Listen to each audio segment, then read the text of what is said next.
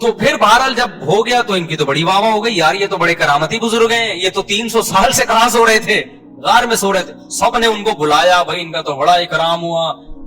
میں اب آگے میں اپنے اسٹائل میں بیان کر رہا ہوں، قرآن میں نہیں لکھا ہوا. جو ہوتا ہے ایسے موقع پہ، بھائی دم کر دیں، ہمارے وہ گنجے کے بال نہیں آ رہے، حضرت اس کے سر پہ دم کر دیں، اس کی شادی نہیں ہو رہی، اس کے لیے دعا کر دیں، اور یہ بچہ مفتی مولوی صاحب میرا بچہ انسان کا بچہ بن جائے.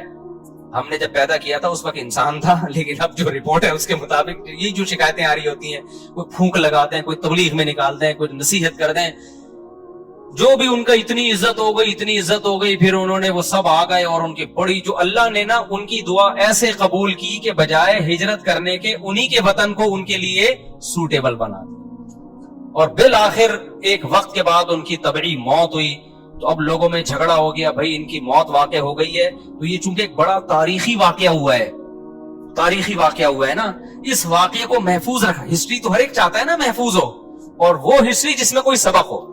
تو کسی نے کہا ہم قبہ بنائیں گے، کسی نے کہا ہم کیا بنائیں گے، لیکن جو غالب لوگ تھے، جن کو اللہ نے غلبہ دیا تھا، انہوں نے کہا لنتخذن علیہم مسجدا. ہم ان کے غار، کہا جاتا ہے کہ اسی غار میں ان کو دفن کیا گیا جس غار میں انہوں نے زندگی گزاری نا، ہم ان کے غار کے قریب ایک مسجد بنائیں گے تاکہ اس مسجد میں نماز بھی ہو، عبادت بھی ہو، عقیدہ توحید بھی زندہ رہے. کیونکہ انہوں نے قربانی توحید کے لیے دی تھی، اور مسجد توحید کا سب سے بڑا ذریعہ ہے.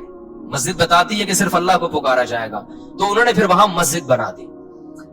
تو اب بعض لوگ اس سے کہتے ہیں، اس سے پتہ چلتا ہے مزاروں پہ مسجدیں بنانا جائز ہیں.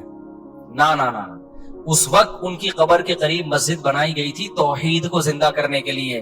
اب قبروں پہ مسجد بنانے سے توحید کا بیڑا غرق ہوتا ہے. اب شرک اور بت پرستی پھیلتی ہے اس سے، اس لیے علماء کہتے ہیں اب قبرستانوں میں مسجدیں نہیں بنائی جائیں گی. ان کی نیت کچھ اور تھی، آج کچھ اور ہونے لگتا ہے، آج قبروں کا سردہ ہونے لگتا ہے وہاں پہ، اس لیے آج بنا کیا جائے گا اس عمل سے. سمجھتے ہو کہ نہیں سمجھتے؟ تو اس واقعے میں ہمیں کیا سبق ملتا ہے؟ اس واقعے سے ہمیں سبق ملتا ہے کہ جو اللہ کے لیے قربانی دیتا ہے اللہ اس سے غافل نہیں ہوتا، اللہ غیب سے اس کی مدد کرتا ہے.